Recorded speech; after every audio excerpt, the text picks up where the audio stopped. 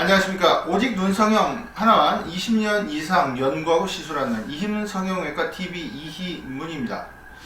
이희문 성형외과 TV는 아주 많은 사례들을 바탕으로 여러분들께 드도 보도 못한 정말 어려운 사례들을, 놀라운 사례들을 여러분들께 재미있게 설명드리고 있습니다. 쌍꺼풀 수술을 제가 20년 이상 주로 해왔는데요. 수술하면서 어려웠던 점, 아니면 쌍꺼풀 수술이 왜 어려운지를 잠깐 말씀드리면, 일단은 코 수술과 비교를 해볼까요? 코 수술은 코가 하나입니다. 그래서 수술한 다음에 비대칭에 문제가 별로 없습니다. 눈은 눈이 두 개입니다. 아무리 한쪽이 예뻐도 다른 쪽이 다르면 문제가 될 수 있습니다.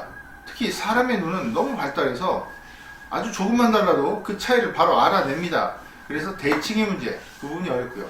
또 하나 비교를 한다면, 코 수술은 누워서 수술해서 앉아봐도 그대로 이쁩니다. 누워서 이쁘면 앉아서도 이쁘죠. 그리고 모양이 바뀌지 않습니다. 우리가 코는 말을 하거나 동작을 하더라도 거의 움직이지 않는 부위이기 때문입니다. 그런데 눈은 완전히 다릅니다. 분명히 눈을 감고 수술하죠. 눈을 떠서 예뻐야 됩니다. 상당히 역동적이고 역학적인 이해력이 있지 않는 한은 수술이 보통 어려운 것이 아닙니다. 우리가 수술이 누가 잘 됐다고 칩시다. 누구는 잘못됐어요. 눈 감고 있을 때는 똑같습니다. 눈을 뜨면서 결과가 나오는 것입니다. 그래서 상당히 어려운 그런 역학적인 부분, 변한다는 거, 움직인다는 부분이, 그 두 가지가 아주 눈 수술을 어렵게 만드는 요인이 아닌가, 아주 원론적인 그 핵심을 한번 짚어봤습니다.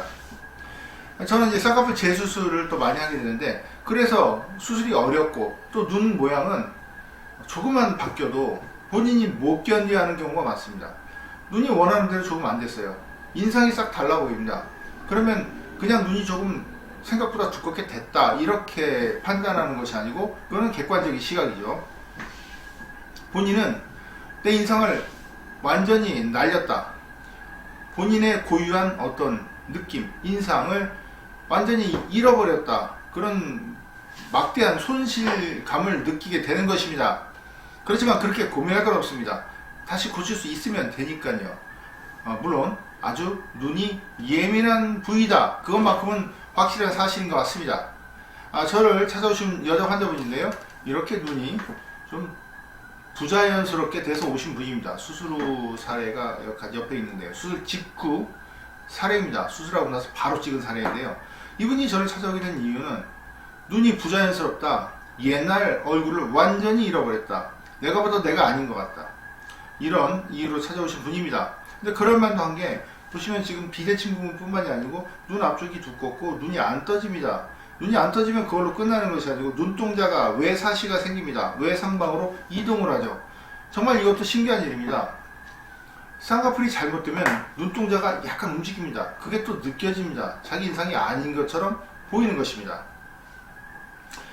이 사진을 일반적으로 볼 때는 좀 눈에 문제가 있네, 그 정도는 누구나 느끼실 겁니다. 좀 눈이 이상한 것 같아. 그렇지만 전문가라면 왜 이상한지 객관적으로 짚어내야 됩니다.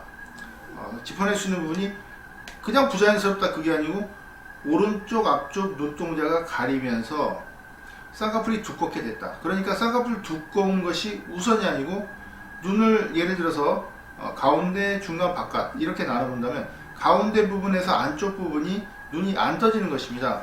눈을 3등분을 한다고 치면은, 자, 눈동자가 가운데 있겠죠. 그리고 눈 앞쪽 부분이 있습니다. 바깥쪽 부분이 있습니다. 지금 눈동자 보이는 부분을 말씀드리는 겁니다. 눈 앞쪽하고 중간 부분이 안 떠집니다. 즉 노출이 안 됩니다. 그러면서 두꺼운 거죠. 그러니까 선행은 눈이 안 떠진다, 그런 결과로 쌍꺼풀이 두껍다, 이렇게 되는 것입니다. 그런데 대개는 이걸 이해를, 일반적으로 수술 받은 분들은 이해를 못하기 때문에, 원장님이 수술하다가 깜빡 졸면서 선을 잘못 그어서 두껍게 되지 않았나, 즉 절개선 높이 자체가 다르지 않나, 그렇게 생각을 하는데요. 대개는 수술을 재수술할 때 보면 절개선 높이는 거의 같습니다. 그런데 이렇게 달라 보이는 것이죠. 즉 눈 뜨는 기능 자체가 앞쪽이 무너지면서 눈이 두껍게 되고 느끼하게 되고 졸출돼 보이면서 외측으로 이동한 것입니다. 그러니까 인상이 달라질 수밖에 없겠죠. 즉 눈 뜨는 기능의 문제로 인해서 눈 앞쪽에, 특히 눈 앞쪽에 이런 현상이 되는 것입니다. 그래서 그런 부분들을 정확히 진단하고 치료를 하면 이렇게 수술을 보시면 비록 부었지만 직후 사진을 일부러 보여드리는 겁니다. 확실히 다른 그런 인상을 보실 수가 있습니다. 자, 이렇게 눈 수술은 재수술이라 하더라도 쉽지가 않습니다. 상당한 노하우가 필요한 수술이 많기 때문에 저는 항상 눈 수술을, 재수술을 하든 처음수술을 하든 마치 그 어려운 시험을 보는 것처럼 겸손한 마음으로 아주 심혈을 기울이고 결과를 기대하면서 수술합니다. 그만큼 중요한 부위이기 때문입니다. 자, 하나의 케이스를 더 보여드리겠는데요. 과거에는 이렇게 비대칭 사례가 많지가 않았습니다. 제가 말씀드린 과거는 20년 전, 15년 전까지입니다. 그러나 최근 10년 들어서 비대칭이 되었다고 저를 찾아오신 분들이 적지가 않습니다.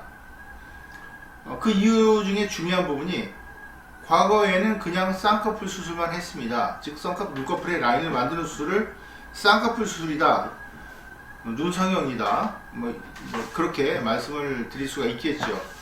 그런데 눈매 교정 수술, 즉 눈 뜨는 기능을 변화시키는 수술을 타 병원도 많이 합니다.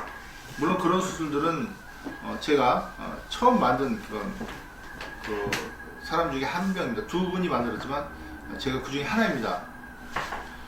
이 눈매 교정을 처음 만들고 많이 개발을 시켜오고 그 앞선 기술로 제가 수술하지만 이미 보편화되고 성형외과에서 공식 인정된 수술명입니다. 그래서 눈매 교정 수술, 눈 뜨는 기능을 강화하는 안검하수 교정을 많이 시술하는데요.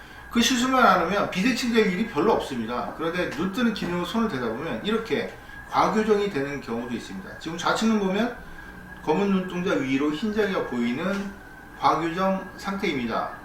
지금 너무 많이 당겼죠. 그래서 이렇게 흘려지면 상당히 환자분은 스트레스 받지 않을 수가 없습니다. 왜냐면 우리가 흔히 눈이 잘못됐다, 그래서 좀 느끼하게 보인다, 소세지 같다, 티가 난다, 이 정도의 문제가 아니고 이런 눈은 원래 없습니다.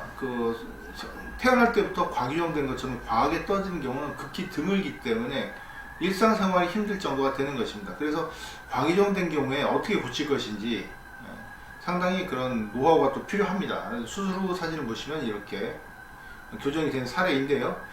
몇 달 정도 지난 사례입니다. 과교정이 된 경우에는 눈 뜨는 근막이 손상된 경우가 많습니다. 그래서 그것만 풀어주면 되지 않겠나라고 쉽게 생각했다가는 재발합니다. 과교정된 것이 재발하기 쉽기 때문에 여러가지 조치가 필요합니다. 눈이 많이 떠진다는 것은 양쪽 끝단에서 무너졌다는 겁니다. 우리가 만약에 그 기구를 띄운다고 한다면 양쪽에서 뜨려는 성질을 양쪽 끝에서 끈으로 잡고 있어야지, 만약에 이게 풀어지면 당연히 올라가지 않습니까? 제가 좀 무리한 비유를 드린 것 같기도 하지만 양쪽에서 잡아주는 그런 역학적인 그런 노하우도 있어야지 수술이 가능한 것입니다. 그렇게 해서 이렇게 과교정된 경우에 교정을 하는데요. 필요한 경우에 지방이식, 겨드랑이나 아니면 타 부위에서 지방을 빼서 지방이식이 필요한 경우도 있습니다. 이렇게 쌍꺼풀 수술은 눈이 두 개라는 그런 문제점으로 시작을 해서 아주 비대칭부터 다양한 그런 어려움들이 있습니다. 그렇지만 너무 쌍꺼풀 수술을 두려워하지 마십시오. 많은 성형외과 전문의 선생님들이 계시기 때문입니다. 성형외과 전문의 선생님들은 쌍꺼풀 수술을 애초에 처음에 연구하고 배우고 또 그 바탕에 그런 바탕되는 지식을 공부를 했기 때문에 안심하고 맡겨도 될 것입니다. 그렇지만 쌍꺼풀 재수술의 경우는 좀 충분히 알아보고 수술 받으시는 것이 좋습니다. 자, 오늘 이렇게 상안검 재수술 또는 쌍꺼풀 재수술에 대해서 두 가지 사례를 보여드렸습니다. 시청해 주셔서 감사합니다.